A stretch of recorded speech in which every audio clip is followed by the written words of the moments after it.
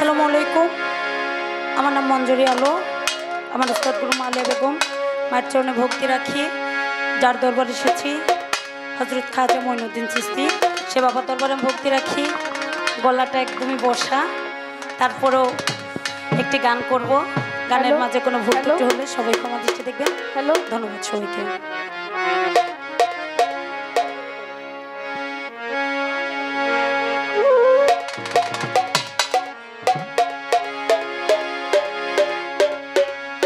তো যাই হোক, আমার মার একটি প্রিয় গান আছে, এটা সবাই গায়, তো আমি চেষ্টা করি একটু রাখার জন্য, দেখি কেমন হয়।